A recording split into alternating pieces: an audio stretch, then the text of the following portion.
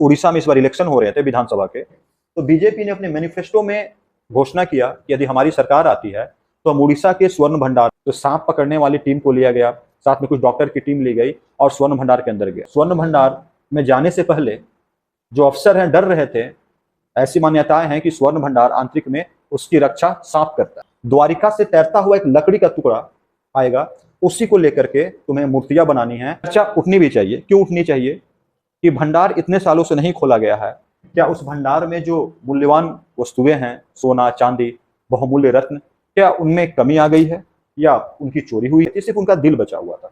वह दिल तैरता हुआ उड़ीसा आया था और उड़ीसा में आज जो जगन्नाथ की मूर्ति है उसमें भगवान श्री कृष्ण। आज एक बहुत अच्छे प्यारे मुद्दे पे बात करने वाला हूँ और काफी दिनों से इस मुद्दे की चर्चा पूरे भारत में और साथ ही पूरे विश्व में हो रही है। जगन्नाथ मंदिर की। जगन्नाथ जो हमारे देवता हैं, जो हमारे ईश्वर हैं और चार धामों में से एक धाम में विराजमान है। साथ ही इनके साथ इनकी बहन सुभद्रा और बड़े भाई बलभद्र भी विराजमान है। तो आज हम इन्हीं की बात करने जा रहे हैं कि इनके मंदिर में, यानी जगन्नाथपुरी का जो प्रसिद्ध मंदिर है जगन्नाथपुरी मंदिर, इस मंदिर का स्वर्ण भंडार काफी चर्चाओं में है और चर्चा इतनी कि पूरे विश्व की मीडिया इसे कवर कर रही है। आपको बता दूं कि 1978 के बाद से लगभग 46 साल हो गए इस स्वर्ण भंडार को नहीं खोला गया है। हालांकि 1985 में इस भंडार को खोला गया था, लेकिन वहां कितने स्वर्ण हैं उनका कैलकुलेशन नहीं हुआ। यानी लास्ट कैलकुलेशन 1978 में हुआ है और उसी कैलकुलेशन के आधार पे माना जा रहा है कि उसमें स्वर्णों के भंडार काफी ज्यादा। जो स्वर्ण भंडार है जगन्नाथ मंदिर में, ये दो प्रकार के स्वर्ण भंडार है। पहला आंतरिक स्वर्ण भंडार और दूसरा बाहरी स्वर्ण भंडार। अगर हम आंतरिक स्वर्ण भंडार की बात करें तो आंतरिक स्वर्ण भंडार के ही विषय में सारी चर्चा है। जो विवाद है, सारे जो विवाद हो रहे हैं आंतरिक स्वर्ण भंडार को लेकर हो रहे हैं। चर्चा उठनी भी चाहिए। क्यों उठनी चाहिए?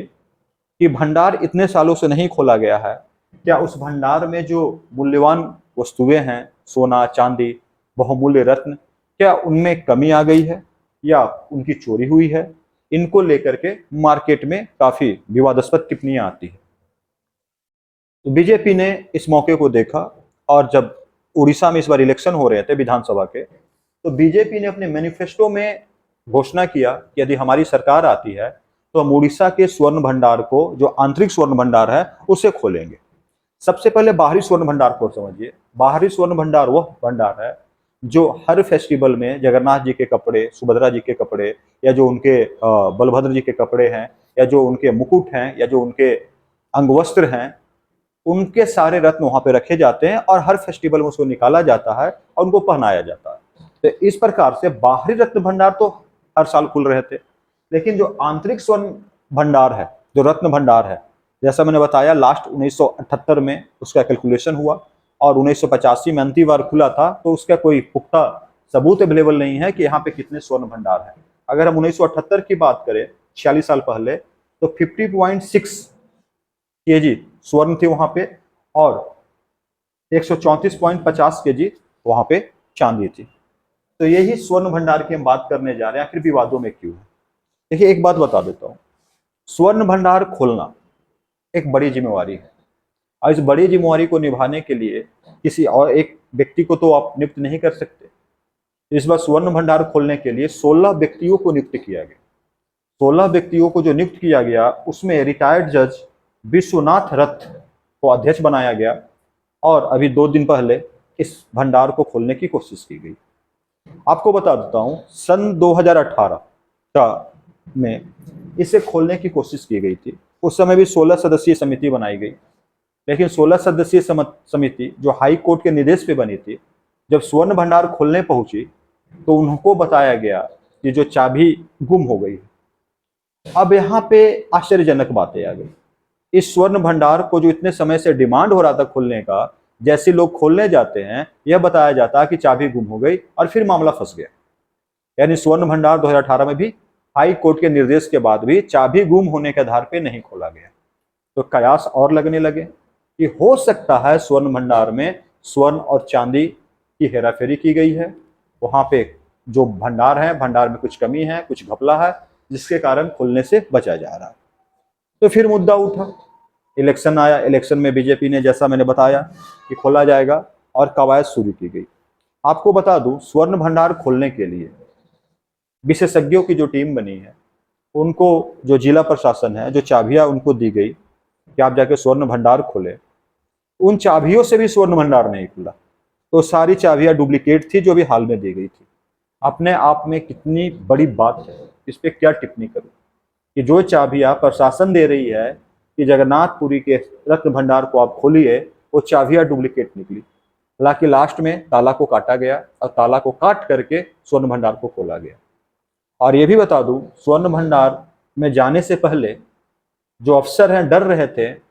ऐसी मान्यताएं हैं कि स्वर्ण भंडार आंतरिक में उसकी रक्षा सांप करता है, तो सांप पकड़ने वाली टीम को लिया गया, साथ में कुछ डॉक्टर की टीम ली गई और स्वर्ण भंडार के अंदर गया। लेकिन एक घटना घटी। एक घटना क्यों घटी ये मैं नहीं बता सकता, कोई भी नहीं बता सकता। जो एसपी साहब की नियुक्ति हुई थी स्वर्ण भंडार या रत्न भंडार जगन्नाथपुरी की उनकी देखरेख में खुलने के लिए, वो अंदर गए और बेहोश हो गए। तो कई लोग इसको भगवान जगन्नाथ के चमत्कार से जोड़कर देख रहे हैं कि एसपी साहब को एक बेहोश करके उन्होंने अपना संकेत दिया है कि यहाँ पे कुछ गलत ना किया जाए। तो अभी स्वर्ण भंडार में रत्नों की गिनती नहीं हुई है। जगन्नाथ रथ यात्रा के कारण जो भी अभी अटकलें चल रही थी या जो कार्यक्रम चल रहे थे, उनके समापन पे फिर 5 दिन का टाइम लिया गया है, तब इसकी गिनती होगी। ये सारी चीजें चल रही है। तो स्वर्ण भंडार का जो विवाद है जगन्नाथपुरी मंदिर का, ये काफी समय से चल रहा है। जगन्नाथपुरी मंदिर की एक पुरानी कहानी है। अगर जगन्नाथपुरी मंदिर की कहानी पे हम बात करें और डिटेल से मैं अगर बात बताऊं, तो सबसे पहले आपको इस पर्वत को समझना होगा। ये है नीलांचल पर्वत। इस पर्वत का नाम क्या है? नीलांचल। नीलांचल पर्वत से जुड़ी हुई है कहानी। इस पर एक जनजाति रहती थी, सब्बर जनजाति। और सब्बर जनजाति का जो मुखिया था, उस मुखिया का नाम था विश्ववसु। मुखिया का नाम है विश्ववसु, यह मुखिया था। इसने इसमें एक गुफा के अंदर भगवान जगन्नाथ कहें या उनका एक और नाम है नील माधव, नील माधव की प्रतिमा इसने छुपा कर रखी थी और यही नील माधव की पूजा करता था। ध्यान से देखिएगा, नीलांचल पर्वत पे सब्बर जनजाति रहती थी और सब्बर जनजाति का जो मुखिया था वो था विश्ववसु। विश्ववसु ने भगवान नील माधव की जो प्रतिमा है एक गुफा में छुपा कर रखा था और बहुत स्नेह करता था और भगवान की पूजा करता था, बहुत बड़ा भक्त था। भगवान एक दिन उड़ीसा के जो शासक है, उस शासक के सपने में आते हैं। उस शासक का नाम है इंद्रधुमन। इंद्रधुमन के सपने पे आते हैं कि आप यहां से मूर्ति निकाल करके मंदिर बनाइए और मंदिर में आप ला करके इसको स्थापित कीजिए। ऐसा सपना आया। तो राजा को किसी भी कीमत पे इस मूर्ति को लाना था नील माधव की और उसे स्थापित करना था। राजा ने अपना विश्वास पात्र व्यक्ति हैं जिनका नाम है विद्यापति। विद्यापति ब्राह्मण थे और विद्यापति को ये जिम्मेवारी सौंपी गई कि विद्यापति जाओ, उस मूर्ति को तुम्हें किसी हाल में लाना। विद्यापति ने बहुत कोशिश की, मूर्ति नहीं ला पाए। अंततः विद्यापति ने इस कोशिश को आगे बढ़ाते हुए जो विश्ववसु हैं इनकी पुत्री से विवाह कर लिया और विश्ववसु की पुत्री से विवाह किया। उसके बाद इन्होंने विश्ववसु को बोला कि मुझे वो मूर्ति दिखाइए जिसकी आप पूजा करते हैं। फिर भी विश्ववसु ने मना कर दिया। लेकिन बेटी के जिद पर आकर विश्ववसु रेडी हुए कि मैं आपको नील माधव का दर्शन कराऊंगा। तो दर्शन कराने से पहले विद्यापति के आंखों में एक पट्टी बांधी गई ताकि विद्यापति जब गुफा पहुंचे रास्ते को न देख पाए। लेकिन विद्यापति को किसी भी हाल में उस मूर्ति की जिम्मेवारी को पूरी करनी थी, राजा को लाकर देना था। उन्होंने अपने हाथ में सरसों ले लिया और जहां तक गए सरसों का दाना गिराते हुए गए और उस रास्तों को एक आइडेंटिफाई कर लिया। जैसे ही वापस आए, वो गए मूर्ति को चुरा कर राजा के पास ला दी। इससे जो विश्ववसु हैं काफी दुखी हुए और दुख में रहने लगे। भगवान नील माधव जो राजा के पास विराजमान थे, उनको दुख हुआ और उन्होंने राजा को यह संदेश दिया कि तुम एक भव्य मंदिर का निर्माण कराओ और भव्य मंदिर का जब निर्माण कराओगे तुम, तो मैं तुम्हारे पास आ जाऊंगा। अभी फिलहाल मैं चला जाता हूँ विश्ववसु के पास, वहां पे मैं रहूंगा। और हाँ, एक चीज और याद रखना, द्वारिका से तैरता हुआ एक लकड़ी का टुकड़ा आएगा उसी को लेकर के तुम्हें मूर्तियां बनानी है और मूर्तियों को एक शेप देना है। इंद्रधूमन रेडी हो गए, काम वही हुआ जैसा भगवान ने आदेश दिया था। द्वारिका से तैरता हुआ एक लकड़ी का टुकड़ा उड़ीसा पहुंचा। उसको लाने राजा के कई लोग गए, कोई उसको उठा नहीं पाया। लास्ट में विश्ववसु को बुलाया गया। विश्ववसु ने उस लकड़ी को उठाकर लाया और जो उस समय के टॉप कारीगर थे, जो लकड़ी का काम करते थे, जो मूर्तियां बनाने जाते थे, उन सबको बुलाया गया कि आप इनसे मूर्ति रेडी करो। लोग मूर्ति रेडी करने की कोशिश कर रहे हैं, छेनी हथौड़ी का मार लकड़ी पर नहीं कर पा रहे हैं, सब फेल हो गए। एक बूढ़ा व्यक्ति आया, उसने बोला कि मैं मूर्ति बना दूंगा, लेकिन मुझे 21 दिन अकेले में रहना होगा। 21 दिन का डिमांड किया। ये कोई और नहीं, भगवान विश्वकर्मा थे। वो खुद आए थे भगवान की मूर्ति बनाने। उन्होंने राजा के सामने एक शर्त रखा कि यदि 21 दिनों तक मुझे कोई डिस्टर्ब नहीं करेगा तभी मूर्ति बनाऊंगा, और अगर मुझे कोई डिस्टर्ब किया तो मैं मूर्ति बीच में ही छोड़ दूंगा। राजा ने इनको एक कमरे में बंद किया लकड़ी के टुकड़े के साथ, और बोला आप मूर्ति रेडी करो। अंदर छेनी हथौड़ी की आवाज आती रहती थी। अचानक एक दिन हथौड़ी छेनी की आवाज नहीं आई। जो इंद्रधूमन की पत्नी थी, उन्होंने सुना, उन्हें लगा कि बूढ़ा को कुछ हो गया है। वो देख कर गया अंदर, उसने राजा को खबर दी। राजा ने दरवाजा खुलवाया, देखा वहां पे कोई नहीं है, और वहां पे 3 मूर्तियां रेडी थी। जो 3 मूर्तियां रेडी थी, मैं मूर्ति को आपको दिखाता हूं। ये 3 मूर्तियां रेडी थी जो आप आज बलभद्र, सुभद्रा और भगवान जगन्नाथ के रूप में जानते हैं।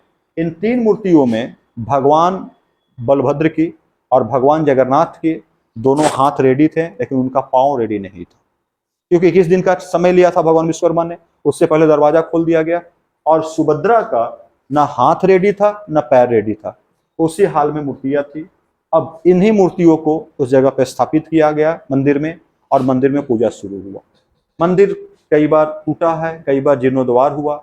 7वीं सदी में फिर से इस मंदिर को दोबारा बनाने का प्रयास किया गया। जो अभी का आप स्ट्रक्चर देखते हैं, अनंग भीमदेव ने 7वीं सदी में, इस जो आप ये देख रहे हैं, 7वीं सदी में फिर से बनाया गया, और वही मूर्ति अभी भी स्थापित है।